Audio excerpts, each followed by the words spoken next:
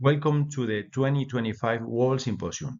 In this presentation, we will discuss alternative treatment for lysosomal diseases such as oral therapeutics. The current delivery system for ERT therapies include intravenous enzyme administration. This administration is usually several hours long and must be administered on a weekly basis. Up until recently, the intravenous delivery system was the only option available for this patient.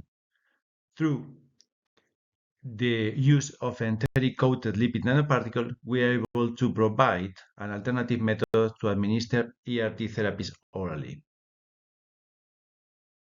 In this slide, we show you the process of making the enteric-coated lipid nanoparticle, which encases the enzymes prepared to be administered orally. The method used is called the double emulsification process. Step 1. We first mix a solution of lipids with enzymes and place the mixture under sonication machine. Step 2. The resulting product is then mixed with another aqueous solution to obtain the lipid nanoparticles. Step 3. The lipid nanoparticles are then added to an enteric coating reagent solution and placed in a spray dry machine, which converts the finished product into the powder form. This completes the formulation process. In this slide, we can see the effectiveness of the medication through results obtained from our in vitro study experiments. You can clearly see from this slide by adding glycosaminoglycans, dermatan, and heparan sulfate to the fibroblast cells MPS1 of patient causes an accumulation of GAGs within the cells. In these graphs, we first show the comparison of the enzymatic effect of the drug within the cells from daily oral administration versus weekly intravenous administration. Study results are compared from day 1 to day 4 of treatment. The final study results from day 4 shows a reduction in GAGs from oral therapeutics, which is very similar to that of intravenous therapeutics.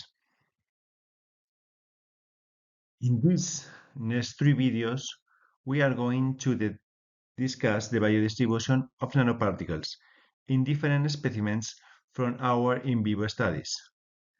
In this particular slide of an intestinal specimen obtained, we can demonstrate the integration of the nanoparticle within the intestinal tract as evidenced by the red markings which represent the nanoparticles and the bright green areas which represent the enzyme presence. In this next video, we can see a specimen of brain tissue taken from our in vivo studies. Here, we demonstrate the biodistribution of the nanoparticles with the enzymes within the brain tissues again, as evidenced by the red markings representing the nanoparticles and the bright green representing the enzyme. In these last 2 videos, we can demonstrate that there is also evidence of the biodistribution of nanoparticles and enzymes present in both the growth plates of the femur and the tibia.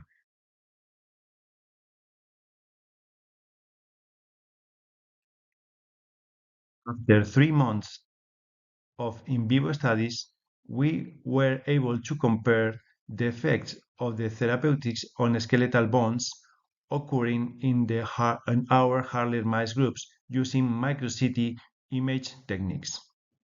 We are able to compare the skeletal changes from the untreated specimen seen in the first image to that of the treated with ERT and another with different dose of nanoparticles versus healthy mouse shown in the last image on this slide.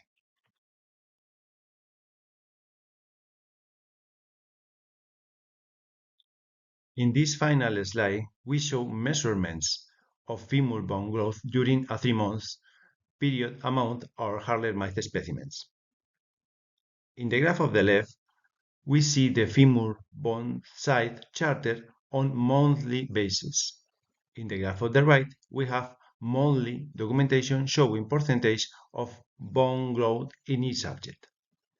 By comparing measurements of femur bone growth, we can conclude that there was more femur bone growth present post-oral therapeutic administration in comparison to intravenous therapeutic administration.